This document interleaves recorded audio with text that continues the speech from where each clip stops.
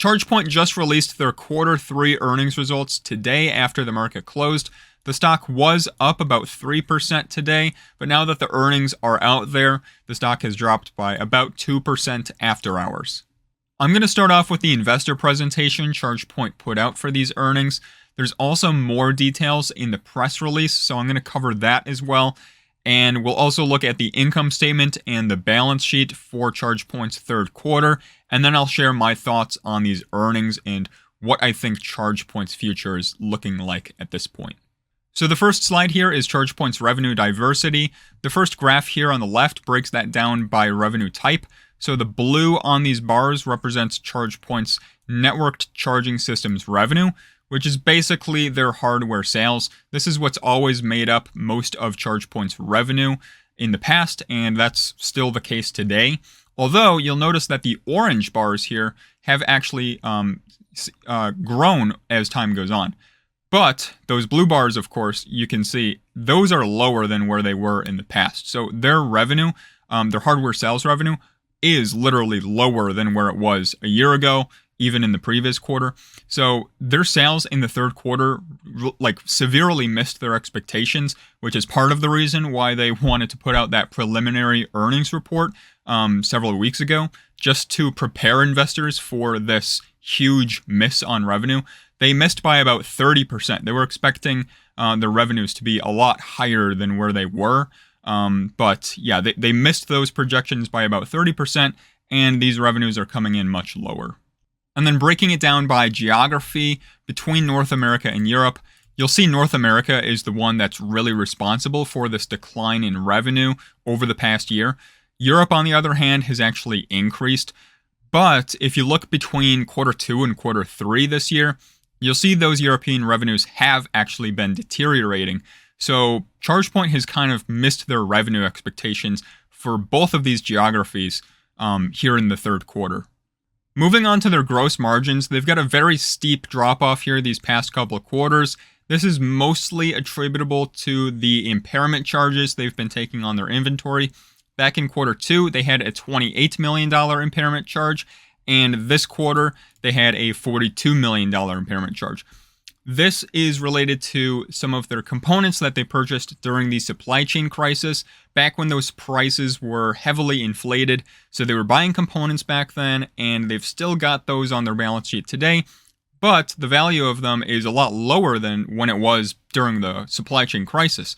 So they've had to make these adjustments to that balance sheet, to those inventories, to better reflect the true value of that inventory they have on hand today.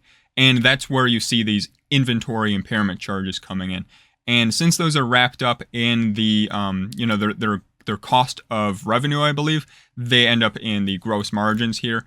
And that's why you see this at 3% in Q2 and now at negative 18% in Q3. You might be wondering what these gross margins would be if you excluded that $42 million impairment charge. And they actually had a statement on this in their preliminary results just a few weeks ago. They were expecting the pre-impairment gross margins to fall between 19 and 21%, so right around where it was a year ago. So a lot better, of course, than the negative 18% here, but still you can see that there's also been more pressure on their gross margins beyond just these impairment charges. And then moving on to ChargePoint's operating expenses, you'll notice these have actually come down by about $8 million since Q2, but their revenue, of course, has also plummeted in that time frame. So as a percentage of revenue, their operating expenses are actually a lot higher right now, currently at 74% of total revenue. Moving on to the press release, there's more details and hard numbers in here than what we saw with the presentation. First of all, with the revenue, those came in at $110.3 million in the third quarter. That's down 12% from where it was a year prior.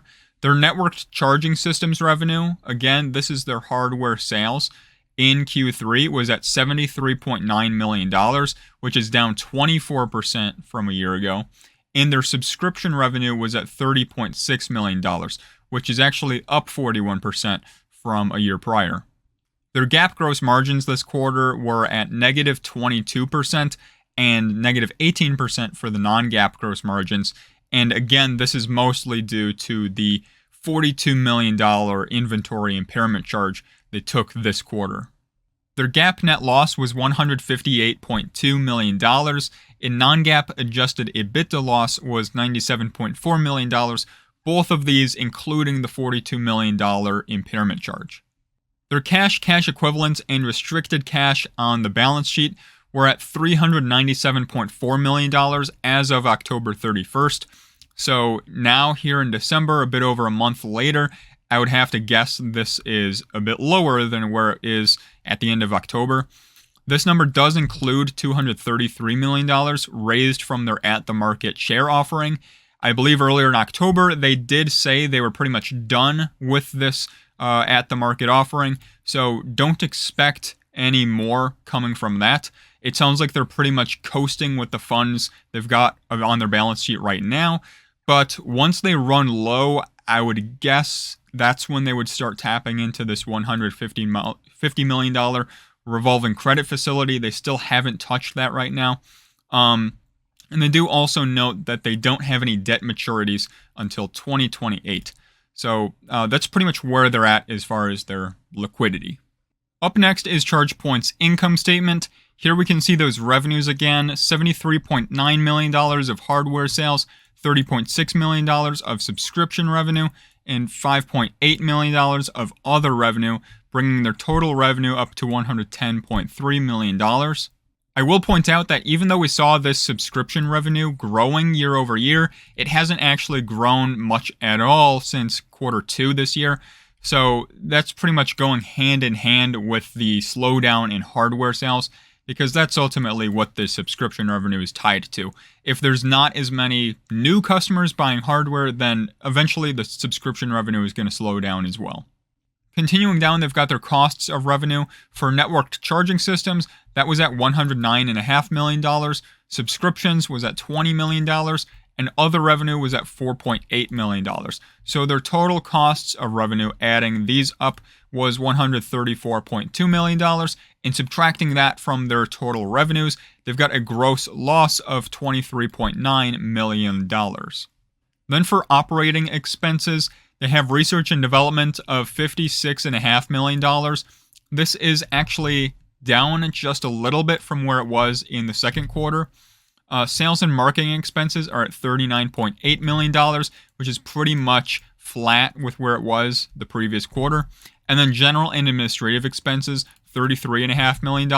That's up about $8 million from where it was in Q2.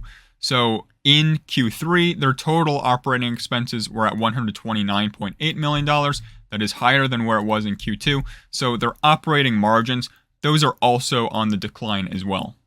Their loss from operations was $153.8 million.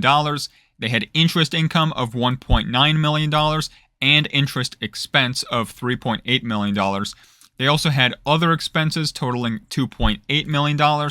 And so all of this combined gives them a net loss before income taxes of $158.5 million. They did have a benefit from income taxes of $315,000. So overall, ChargePoint's net loss in the third quarter was $158.2 million. Moving on to their balance sheets, we've got those cash and cash equivalents of $367 million. Again, this includes $232 million they raised from their at-the-market share offering in the third quarter this year. So if you excluded that, this cash would be sitting around $135 million. They've also got restricted cash of $30.4 million and accounts receivable of $151.8 million, inventories of just under $200 million, prepaid expenses and other current assets of $76.1 million, and all of these together bring their total current assets up to $824.5 million. Their property and equipment is at $42.2 million, intangible assets $82.6 million, operating lease right-of-use assets $18.1 million, goodwill $211.6 million, and other assets at $8.7 million. So all of these assets combined, That brings their total assets up to $1.187 billion. And yes, that is higher than where it was at the end of January this year, but again, this includes the funds they raised from their at-the-market share offering. As for their current liabilities, they have accounts payable of $101.7 million, accrued and other current liabilities of $152.5 million, deferred revenue of $98.5 million, and that brings their total current liabilities to $352.6 million. Then for their non-current liabilities, they have deferred revenue of $128.8 million, non-current debt of $282.7 million, operating lease liabilities of $18.5 million, deferred tax liabilities of $10.8 million, other long-term liabilities of $1.6 million, and all of those liabilities together, that brings their total liabilities to $795.1 million. Then if you subtract those total liabilities from their total assets, you get ChargePoint's book value, or their total stockholders' equity, of $392.6 million. Because ChargePoint put out their preliminary Q3 results just a few weeks ago, we already had a pretty good idea of where a lot of these numbers would end up being. So there weren't too many crazy surprises here, I'd say, with these earnings. But this was still a really bad quarter for ChargePoint, especially with those revenues missing their own expectations by about 30%, their gross margins continuing to deteriorate, and then those inventory impairment charges stacked on top of that. Hopefully we won't be seeing any more of those in the fourth quarter, but that remains to be seen. Eventually, I'm sure that's going to end up going away, though, because these are related to the supply chain crisis, and as that gets further behind us, those inventory impairment charges should eventually disappear pretty much. Now, we already saw ChargePoint stock is down about 2% after hours with these earnings being out there, and I wouldn't expect that to be turning around because there's not a lot of new positive information here to support the stock recovering.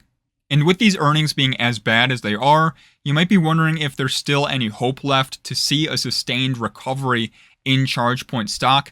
And I actually just made a video covering this topic. I go over everything that's happened that has gotten ChargePoint and their stock down to the point where it's at today, and what needs to happen next in order to see that sustained recovery in the stock. So be sure to check that video out next. I'll see all of you over there, and thank you guys for watching.